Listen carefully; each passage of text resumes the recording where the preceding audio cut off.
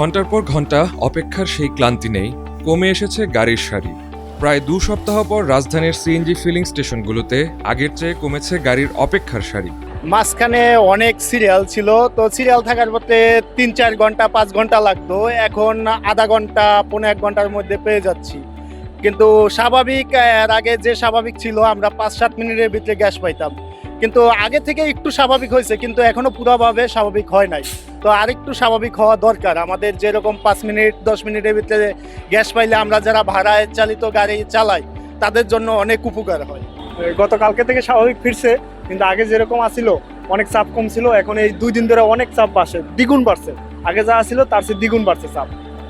এখন ড্রাইভাররা ভালো মতো গ্যাস পাচ্ছে। আগে যা গেছে গাড়িতে একটা সিএনজিতে 150 টাকা, 170 টাকা, আর এখন 200, 220, 300 পর্যন্ত যায়। এখন সিএনজিওয়ালারা ভালো চালাইতে পারে, ইনশাল্লাহ গ্যাসের চাপ দ্বিগুণ বাড়ছে। এখন গ্যাস পাম্পের সিরিয়ালও নাই, এই যে আমার সময় লাগতে হবে সর্বোচ্চ 20 মিনিট হয়ে গেছে। আর আগে আমি এখানে আসতে ওই কোলামপুর থেকে আসছি, আসতে সময় লাগে 3 থেকে 4 ঘন্টা। 4 ঘন্টার সময় না আইসা তাহলে যদি গ্যাসটা না পাই তাহলে মাথা ঠিক থাকে। চালকরা জানান, গত 2 দিন ধরে ফিলিং স্টেশনগুলোতে গ্যাসের প্রেসার কিছুটা বৃদ্ধি পেয়েছে। যেখানে আগে সিএনজিতে গ্যাস নিতে 5 থেকে 6 ঘন্টা অপেক্ষা করতে হতো, এখন সময় লাগছে 1 থেকে 1.5 ঘন্টা।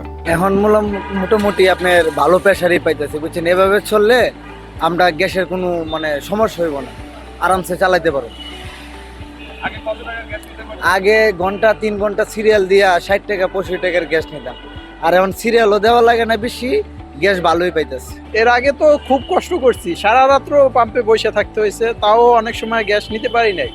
রাত্র 3টা বাজে সিরিয়াল ধরেও 8:30 পর্যন্ত থাইকেও চলে গেছি গ্যাস না নিয়ে, গ্যাস তেল নিয়ে তারপর চলতে হয়েছে। এতদিন তো অফিস বন্ধ ছিল, এত গাড়ি ঘুরে বের হয় নাই। এখন সামনে অফিস কালকে খুলবো, কালকে বোঝা যাবে আর কি পরিস্থিতি কি।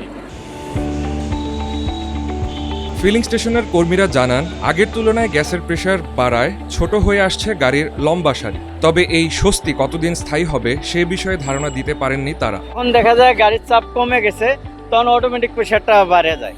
আবার যখন গাড়ির চাপ বাড়ে যায় তখন প্রেশারের পরিমাণটা কমে যায়, তখন গাড়িতে গ্যাস কম ঢোকে।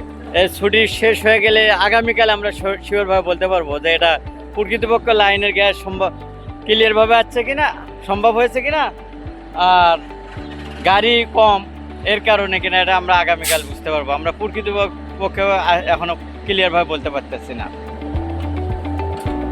গ্যাসের স্বাভাবিক চাপ বজায় রাখার পাশাপাশি সংকটের স্থায়ী সমাধানের কথা বলছেন সিএনজি চালকরা।